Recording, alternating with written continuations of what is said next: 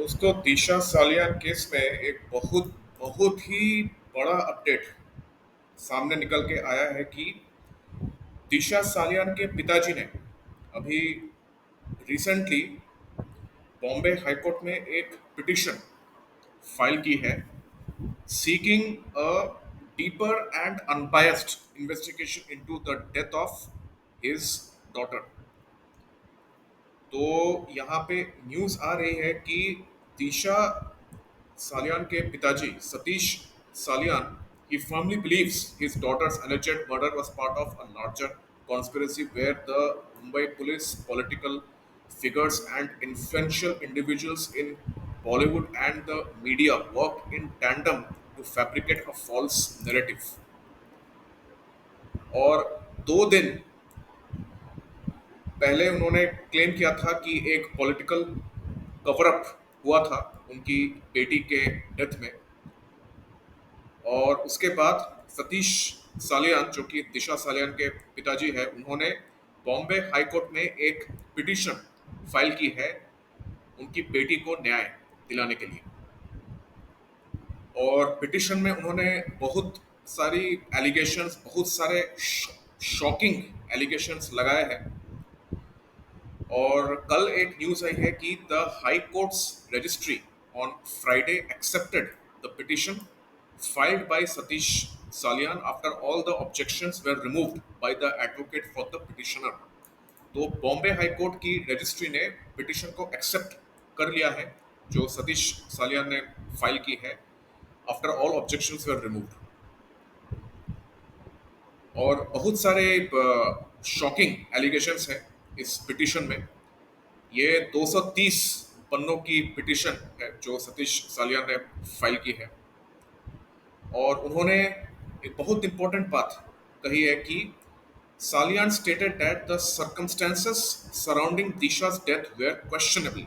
Yet, instead of conducting an impartial and scientific investigation, the Mumbai police hastily closed the case as an accidental death.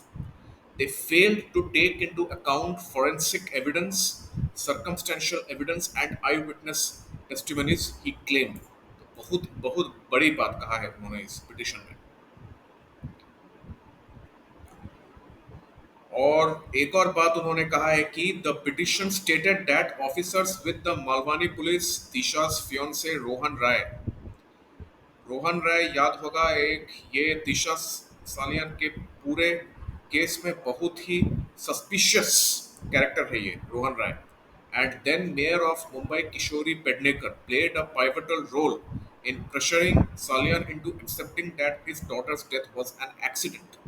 It highlighted the suspicious and targeted actions against powerful political figures, including journalist Arnab Goswami, Bollywood actress Kangana Ranaut, Union Cabinet Minister Narayan Rane, BJP MLA Nitesh Rane, and then Zonal Director of the Narcotics Control Bureau Samir Wankhede, and protection of Sachin Waze, which solidified his belief.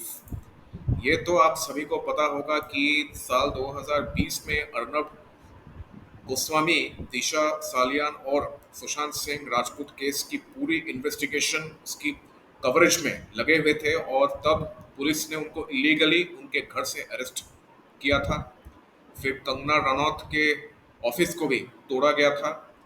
और बाकी तो समीर वानखेड़े, हाँ समीर वानखेड़े की का जो transfer हुआ था from Mumbai to Chennai, वो रिसेंटली सेंट्रल एडमिनिस्ट्रेटिव ट्रिब्यूनल ने क्वश कर दिया है कि उस ट्रांसफर में जो कंसर्न्ड डिपार्टमेंट है उन्होंने अपने ही पॉलिसीज को वायलेट किया था। और ये उस समय की बात है जब रिया चक्रवर्ती, शोभित चक्रवर्ती और बाकी जितने भी लोग ड्रग ट्रैफिकिंग, ड्रग रैकेट के हिस्सा थे उनको अरेस्ट किया था एनसीबी की टीम ने। और उस टाइम एनसीबी के जोनल डायरेक्टर थे समीर वानखेड़े।